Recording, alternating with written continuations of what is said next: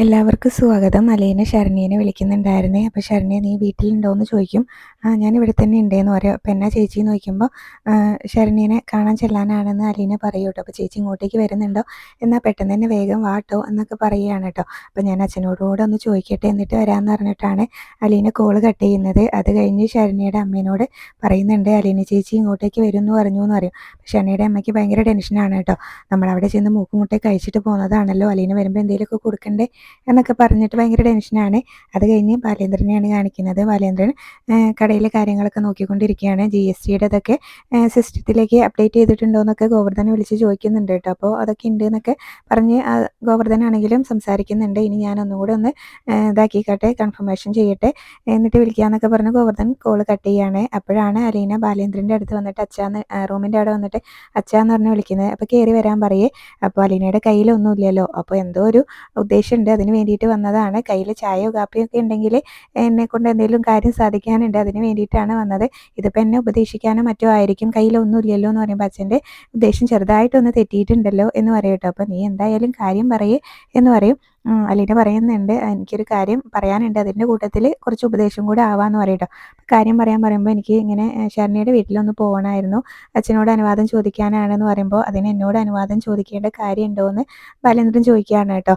ഇനിയിപ്പോൾ ഞാൻ ഇങ്ങനെ സമ്മതിച്ചില്ലെങ്കിലും നീ എന്തെങ്കിലുമൊക്കെ പറഞ്ഞിട്ട് അതിൻ്റെ വരും വരായികകളൊക്കെ പറഞ്ഞ് എന്നെ അങ്ങ് സമ്മതിപ്പിച്ചെടുക്കല്ലോ എന്ന് പറയും. അപ്പോൾ ഞാൻ അച്ഛനോട് ഇങ്ങനെ എന്തെങ്കിലും കാര്യം ഉണ്ടെങ്കിൽ മാത്രമല്ലേ വാശി പിടിക്കാറുള്ളൂ, വാശിയല്ല അതിൻ്റെ കാരണം ബോധിപ്പിച്ച് അത് നേടിയെടുക്കാറുള്ളൂ എന്ന് പറയുന്നുണ്ട് കേട്ടോ. അപ്പോൾ എന്തായാലും ഇനിയിപ്പോൾ ഞാൻ സമ്മതിക്കാതെ ഇരുന്നിട്ട് നീ പോകാതിരിക്കേണ്ട, ഞാൻ എസ് പറഞ്ഞിരിക്കുന്നു എന്ന് പറയട്ടെ. അപ്പോൾ എന്തിനാ അങ്ങോട്ടേക്ക് പോകുന്നതെന്ന് പറയുമ്പോൾ ശരണ്യനെ കണ്ട് യാത്ര പറയണം എന്നൊക്കെയാണ് പറയുന്നത്.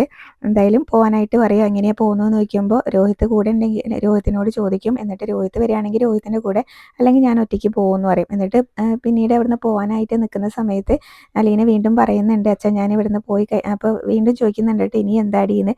അപ്പോൾ പറയും ഞാൻ ഇവിടുന്ന് പോയിട്ടുണ്ടെങ്കിലും ശരണ്യയുടെ കാര്യം അച്ഛൻ മറക്കരുത് കേട്ടോ, നമുക്ക് വേണ്ടിയിട്ട് ഇങ്ങനെ രോഹിത്തിനെ സഹായിച്ചതല്ലേ ശരണ്യ, അപ്പോൾ അത് നമ്മൾ തിരിച്ചു അങ്ങോട്ടേക്ക് ചെയ്യേണ്ട, അവളുടെ പഠിപ്പിൻ്റെ കാര്യമൊക്കെ നോക്കണേന്ന് പറയുമ്പോൾ ബാലേന്ദ്രൻ പറയുന്നുണ്ട് നീ ഇവിടുന്ന് ഇറങ്ങി കഴിഞ്ഞാൽ ശരണ്യയുടെ പേരങ്ങ് വെട്ടാനിരിക്കുകയായിരുന്നു ഞാനെന്ന് പറയും. എന്തായാലും അതൊക്കെ ഞാൻ നോക്കിക്കോളാം എന്നൊക്കെ പറഞ്ഞ് സമാധാനിപ്പിക്കുന്നുണ്ട് കേട്ടോ. അപ്പോൾ നീ എല്ലാം കൂടെ എൻ്റെ തലയിലേക്കിട്ട് പോകാനുള്ള പരിപാടിയാണോ എന്ന് നോക്കുമ്പോൾ അങ്ങനെയൊന്നുമല്ല, ഞാൻ ഇവിടെ പോകാൻ അച്ഛാ, എനിക്ക് നിങ്ങളെയൊന്നും മറക്കാൻ പറ്റത്തില്ലല്ലോ, എന്തായാലും കുറച്ച് ഒരു മാസത്തേക്ക് മതി, ഇനി അവിടെ ചെന്നിട്ട് കാര്യങ്ങൾ എങ്ങനെയാണെന്നൊന്നും അറിയില്ലല്ലോ എന്നൊക്കെയാണ് കേട്ടോ അലീന പറയുന്നത്. അപ്പോൾ ബാലേന്ദ്രൻ അതെല്ലാം നോക്കിക്കോളാമെന്ന് അലീനയ്ക്ക് ഉറപ്പ് കൊടുക്കുന്നുണ്ട്. അതിൻ്റെ ഒരു സന്തോഷത്തിലാണ് അലീന താഴേക്ക് വരുന്നത്. അപ്പോൾ ബബിത ബ്രേക്ക്ഫാസ്റ്റ് കഴിക്കാതെ പോകാനായിട്ട് നിൽക്കുകയായിരുന്നു കേട്ടോ. അപ്പോൾ അലീന നിർബന്ധിച്ച് അവിടെ ഇരുത്തുന്നുണ്ട്, കഴിച്ചിട്ട് പോയാൽ മതി എന്നൊക്കെ പറയുന്നുണ്ട് കേട്ടോ. അപ്പോൾ രോഹിത് ഇതുവരെ എണീറ്റില്ലേ എന്ന് ചോദിക്കും. കൃഷ്ണമോളും അപ്പോഴേക്കും അങ്ങോട്ടേക്ക് വരുന്നുണ്ട് കേട്ടോ. അപ്പോൾ ബബിത പറയും ഞാൻ അവിടെ നിന്ന് ഇറങ്ങുന്ന സമയത്ത് രോഹിത്തിൻ്റെ റൂമിൽ നിന്ന് അലാറം കേട്ടിരുന്നു എന്ന് പറയും. അപ്പോൾ കൃഷ്ണമോൾ പറയും എന്നാൽ അത് ഓഫാക്കി വെച്ചിട്ട് വീണ്ടും കിടന്നിട്ടുണ്ടാവും എന്ന് പറയും. അപ്പോൾ ബബിതേച്ചി എന്നോട് ലേറ്റ് ആവും കഴിക്കാൻ നിൽക്കുന്നില്ല എന്ന് പറഞ്ഞിട്ട് ഇപ്പോൾ കഴിക്കാൻ നിൽക്കുകയാണെന്ന് പറയുമ്പോൾ ഈ അലീന ചേച്ചിയുടെ പണിയാണെന്ന് പറയും. എന്നാൽ എനിക്കും കൂടെ വായിൽ വെച്ച് തരുമോ, എന്നാൽ എനിക്കും കൂടെ അതങ്ങ് തീർക്കായിരുന്നു എന്ന് പറയുമ്പോൾ ബബിത കൃഷ്ണമോൾക്കും വായിൽ വെച്ച് കൊടുക്കുന്നുണ്ട് കേട്ടോ. പിന്നീട് അവർ ഇങ്ങനെ സംസാരിക്കുകയാണ്. അപ്പോൾ അതിൻ്റെ ഇടയിൽ ശരണ്യയുടെ വീട്ടിൽ പോകുന്ന കാര്യം അലീന പറയുന്നുണ്ട്. അപ്പോൾ ശരണ്യനെ കാണാനാണോ അതോ ഇനി ഷാജിയേട്ടനെ കാണാനാണോ പോകുന്നത് എന്നിങ്ങനെ ബബിത ചോദിക്കുമ്പോൾ അലീന ഇങ്ങനെ ബബിതയോട് പറയുന്നുണ്ടായിരുന്നു ഞാൻ എന്തിനാണ് ഷാജിയേട്ടനെ കാണാൻ പോകുന്നതെന്ന്.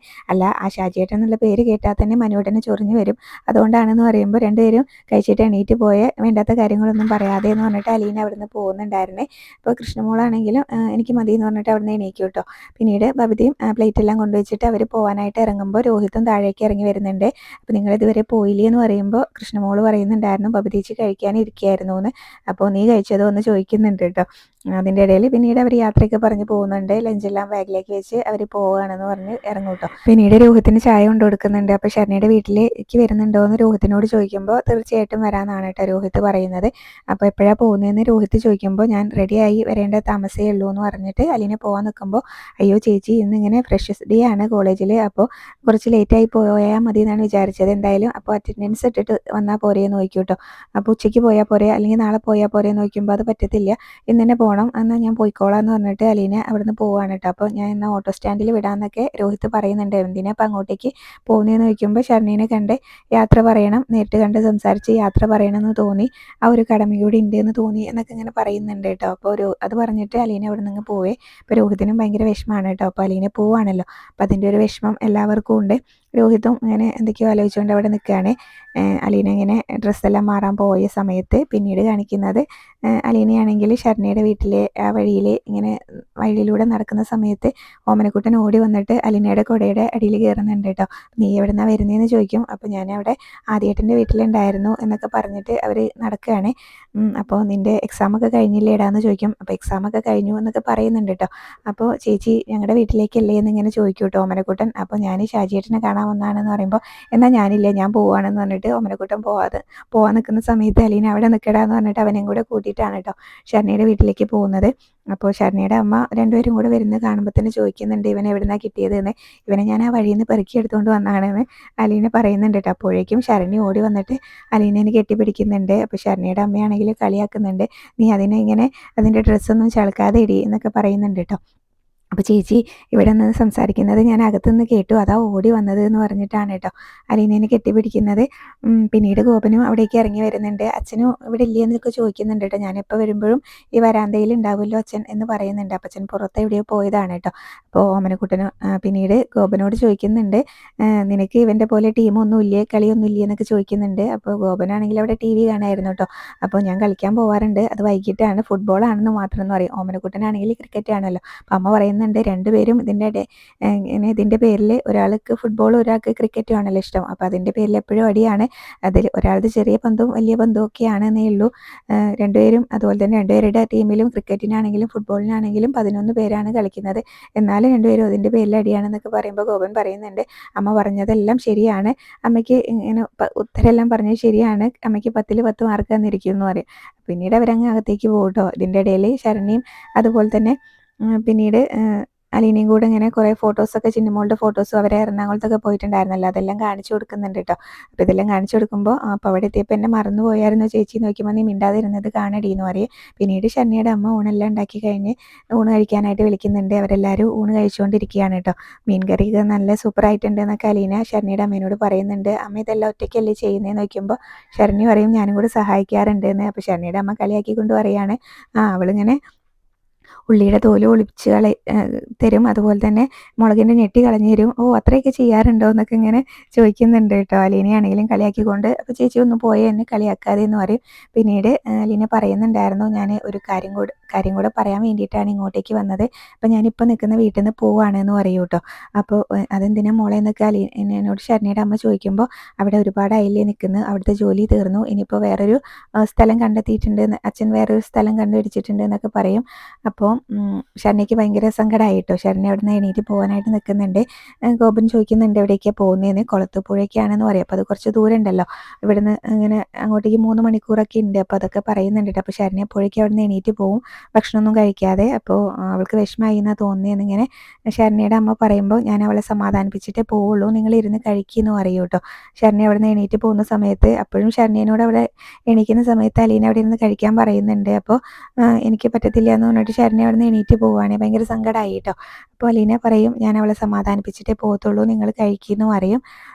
എന്തായാലും പിന്നീട് അത് കഴിഞ്ഞ് ശരണ്യാണെങ്കിൽ ആകെ വിഷമിച്ച് നിൽക്കുമ്പോൾ അലീന അങ്ങോട്ടേക്ക് ചെന്നിട്ട് എന്താ മോളെ ഇതെന്ന് ചോദിക്കുന്നുണ്ട് കേട്ടോ. അപ്പോൾ ചേച്ചി ഇവിടുന്ന് പോവാന്ന് പറഞ്ഞല്ലോ, എനിക്ക് ഭയങ്കര സങ്കടമായി, എനിക്ക് ആരും ഇല്ലാത്ത പോലെ തോന്നുകയാണ് എന്നൊക്കെ ഇങ്ങനെ പറയുമ്പോൾ അലീന പറയുന്നുണ്ടായിരുന്നു നിനക്ക് നിൻ്റെ അമ്മയും അച്ഛനും അതുപോലെ തന്നെ ആങ്ങളമാരൊക്കെ ഉണ്ടല്ലോ എന്ന് പറയുമ്പോൾ അവരൊക്കെ നേരത്തെ ഉണ്ടായിരുന്നു, എനിക്കിങ്ങനെ ജീവിക്കണം എന്ന് തോന്നിയത് ചേച്ചീനെ കണ്ടത് കൊണ്ടാണ്, ചേച്ചി പോയിട്ടുണ്ടെങ്കിൽ ഞാൻ ഒറ്റപ്പെട്ടു പോകുമെന്നുള്ള പേടിയാണെന്ന് പറയുമ്പോൾ ഞാൻ എവിടെ പോയാലും നിന്നെ കാണാൻ വരും, മാസത്തിൽ ഒരിക്കൽ വന്നാൽ പോരെ എന്നൊക്കെ ചോദിക്കുന്നുണ്ട് കേട്ടോ. അപ്പോൾ മാസത്തിൽ 2 തവണ വരാൻ പറ്റത്തില്ലേ എന്ന് ചോദിക്കുമ്പോൾ ഒരു മാസം അങ്ങനെ പോട്ടെ, പിന്നെ ഞാൻ അവിടുത്തെ സാഹചര്യമൊക്കെ അനുസരിച്ച് ഇങ്ങനെ നിന്നെ കാണാൻ വരാം, എനിക്ക് കടപ്പാട്ടൂരിൽ നിന്ന് ഇങ്ങോട്ടേക്ക് 1/2 മണിക്കൂർ ദൂരമുള്ളായിരുന്നു, കൊളത്തുപുഴയിൽ നിന്ന് ഇങ്ങോട്ട് 3 മണിക്കൂർ അത്രയല്ലേ ഉള്ളൂ, അതുകൊണ്ട് നിന്നെ കാണാൻ വരും എന്നൊക്കെ പറയണം, നന്നായിട്ട് പഠിക്കണേ എന്നൊക്കെ പറഞ്ഞു കൊടുക്കുന്നുണ്ട് കേട്ടോ അലീന.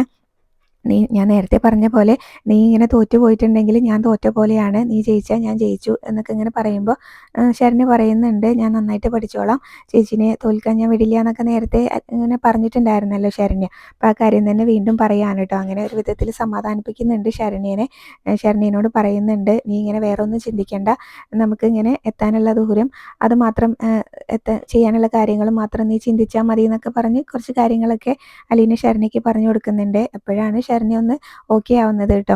അലീന ഇടയ്ക്ക് കാണാനും വരാമെന്ന് പറഞ്ഞല്ലോ. അപ്പോൾ ഇത്രയാണ് ഇന്നത്തെ എപ്പിസോഡിൽ കാണിച്ചത്. പിന്നീട് പ്രമോ കാണിക്കുന്നുണ്ട്. ബാലേന്ദ്രൻ എല്ലാവരോടും മക്കളോടൊക്കെ പറയുന്നുണ്ട് അലീന നാളെ ഇവിടുന്ന് പോകുമെന്ന്. അപ്പോൾ അവൾ ഇവിടുന്ന് പോകാനുള്ള കാരണം എന്താണെന്ന് തനിക്ക് നന്നായിട്ട് അറിയാമെന്ന് കൃഷ്ണമോളോടാണ് പറയുന്നതെന്ന് തോന്നുന്നുണ്ട് കേട്ടോ. പിന്നീട് അതുപോലെ തന്നെ മനുവിൻ്റെ വീട്ടിലേക്ക് ചെല്ലുന്നുണ്ട്. വൈജയനോട് എല്ലാവരോടും യാത്ര പറയണമല്ലോ. അപ്പോൾ യാത്ര പറയാൻ ചെന്നാണെന്ന് അറിഞ്ഞിട്ട് മനുവിനും ഭയങ്കര സങ്കടമാവുന്നുണ്ട്. പിന്നീട് വൈജയന്തിനോട് യാത്ര പറയുന്നുണ്ട്. വൈജയന്തി ആണെങ്കിൽ കുറേ പ്രാഗിക്കൊണ്ടൊക്കെയാണ് കേട്ടോ അലീനയോട് സംസാരിക്കുന്നത്.